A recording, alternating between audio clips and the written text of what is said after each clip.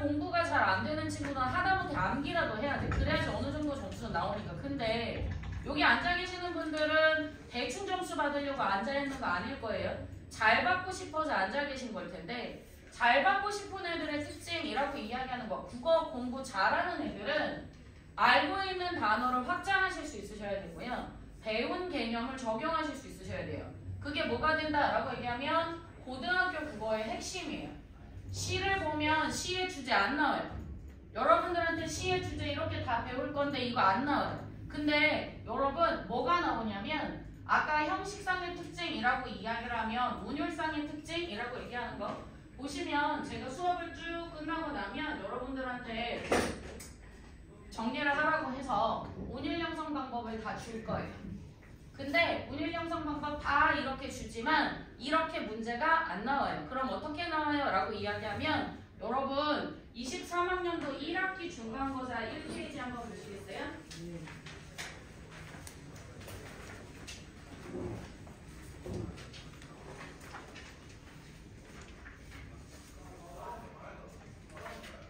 그러면 이라고 이야기했을 때 우리한테 나오는 시험지는 저는 여러분들한테 이 문장을 다 쓰면 팔이 빠지겠지.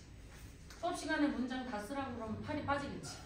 그렇기 때문에 이거 다 쓰지 않고 뭐예요? 서리법이라고 하는 단어들을 썼어요. 근데 여러분 시험 문제는 어떻게 나오냐면 서리적 표현을 통해 화자가 처한 현실을 환기한다 라고 이야기해요. 서리법은 외웠어. 그럼 이제 문제가 뭐가 되는 거야? 환기가 뭐지? 이렇게 돼요. 근데 환기 진짜 잘 나오는 단어예요. 여러분 뭐가 되냐면 고등학교 문제는 문제를 풀고 나서 모르는 단어를 다 물어보셔야 돼요.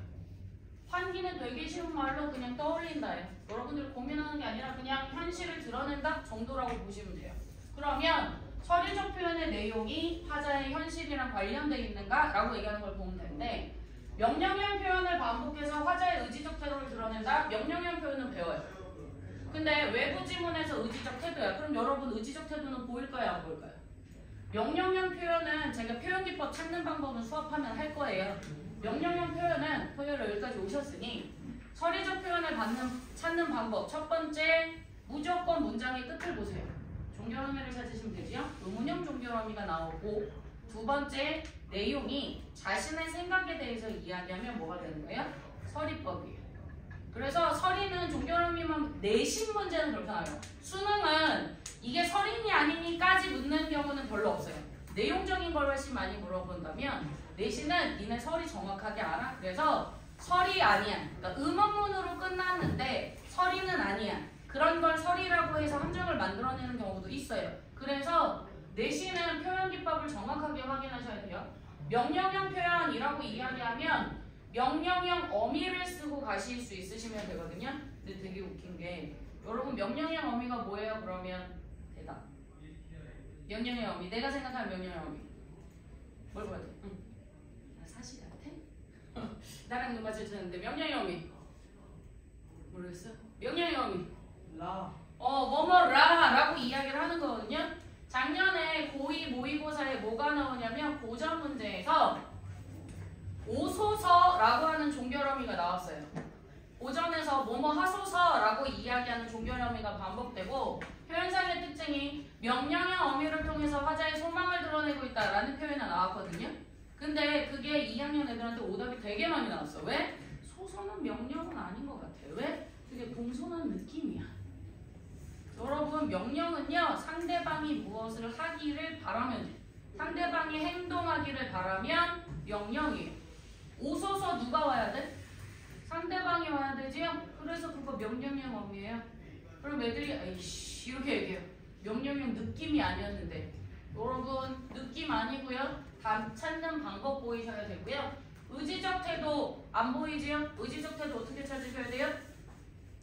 내용으로 찾으셔야 돼요. 의지는 의지인가 이렇게 찾으시면 안 돼요. 화자가 어떤 행동을 한다고 하나? 다짐을 하나? 라고 얘기해서 시의 내용을 보실 수 있으시면 돼요. 화자가 어떤 행동을 하거나 행동을 다짐하면 의지예요. 찾는 방법을 봐야 외부 지문이 나와야 뭐가 될 수 있어요? 변별을 가져요. 그게 상위권의 변별이고요. 지금 제가 저쪽 수능관에서 고3 친구들 중간고 이제 고3 공부 잘한다고 그러는 애들이랑 공부를 이렇게 하면 국어가 애매라고 이야기하는 게 다 뭐냐면 이 용어를 설명하라고 이야기했을 때 특히 문학이 제일 이과형들이 문학이 제일 문제라고 하는데 문학 얘기를 할 때 되게 애매해. 문학을 되게 애매하게 1학년 때 공부를 해버리면 2학년 3학년으로 갈수록 뭐가 되냐면 애매해져요 계속. 그래서 나는 시랑 좀 안 맞는 것 같아. 국어가 너무 어려워 라고 이야기하는데 아마 여기 중앙고가 남고라 이과 가는 친구들이 훨씬 더 많고 이과 쪽에 생각하시는 분들이 많을 텐데 이과의 상위권은 국어거든요. 아, 수학 잘하는 건 베이스예요. 이과가 수학 못하면 이과 아니에요 여러분. 여기 나 수학 못하는데 열심히 하세요. 눈물 흘리면서 하셔야 돼요. 네, 울면서 욕하면서 공부하셔야 돼요. 내가 지금 수학 못하면 이과는 수학이 기본 베이스셔야 해요. 그리고 그 이과의 최상위를 다루는 게 국어예요. 이과가 수학, 과학 못하는 건 말이 안 되는 거야. 그건 기본을 못하는 거야. 기본 못하는 애는 절대 좋은 대학 못 가요. 그래서 여러분 수학, 과학은 정말 잘하셔야 돼요. 수학, 과학 정말 잘하고 그리고 나 좋은 대학 가고 싶어? 그럼 국어를 잘하세요.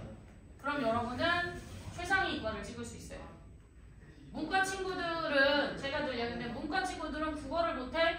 국어 못하는데 수학해? 대학 가기 힘들어요. 국어 비중이 훨씬 더 크고 탐구 비중인데 문과 애들은 사탐인데 이해 못하면 문제 못 풀거든요. 그래서 문과인데 내가 국어 잘 못해. 그냥 수학이 싫어서 문과 갈 거야. 그러면 문과에서 갈 데가 없어요. 수학이 싫어서 문과를 가는 애들은 국어를 잘하셔야 되고요. 이과 가가지고 좋은 대학 가고 싶으면 국어 잘하셔야 돼요. 이과의 최상위는 국어고요. 문과의 기본은 국어예요. 그거 잘 공부하시고 전략 세우실 수 있으셔야 돼요. 그러려면 최상위권 애들이 공부를 안 해가지고 국어를 못하는 건 아니겠죠?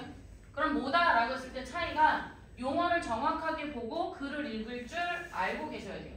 하강적 이미지의 시어를 통해 화자의 인식을 드러낸다 라고 얘기했는데 하강적 이미지는 방향성을 갖고 있으면 돼요. 위아래, 시어가 위아래의 방향을 갖고 있는가를 보실 수 있으셔야 되고 화자의 인식, 생각을 드러낸다 라고 이야기하는데 여러분 저는요 제가 문제 풀면 얘기할 텐데 이 뒤에 거는 고민할 게 아니에요. 그게 시를 아느냐 모르는 거예요. 시는 화자의 생각이나 감정을 드러내는 게 시거든요. 그러면 무슨 표현이든 화자의 생각을 드러내는 게 맞겠지요. 이게 화자의 인식인가? 이걸 고민하시면 안 돼요. 고민해야 되는 선지가 있고 안 해도 되는 선지가 있어요. 근데 알아야 되는 거, 내신에서는 알아야 되는 단어들을 정확하게 보셔야 되고요.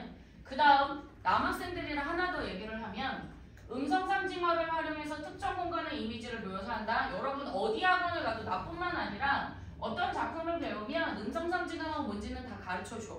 근데 결국에 시험 볼 때의 변별은 음성상징어를 활용해서 특정 공간의 이미지를 묘사한다 그러면 학생들이 되게 특이하게 음성상징어가 있나 없나만 나오거든요. 근데 실은 변별은 음성상징어는 있는데 그 음성상징어가 공간이랑 상관없을 때도 있어요. 음성상징어는 부사어거든요. 꾸며주는 게 공간이 아니면 내용이 틀린 거예요. 수능도 표현은 맞는데 내용이 틀려서 틀리는 문제 되게 많이 나오거든요. 남학생 친구들은 선택지가 이거 선지 2개예요. 2개 고민하셔야 되거든요.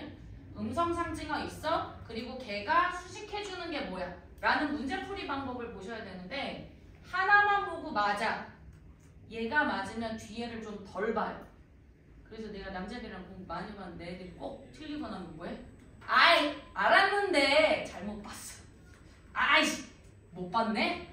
왜 못 봤을까?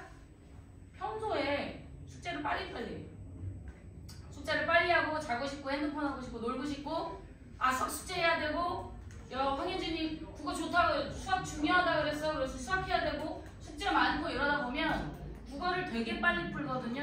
근데 여러분 1학년 때부터 국어 빨리 풀기 시작하면 고3 때 되게 힘들어요. 왜냐하면 자꾸 실수해.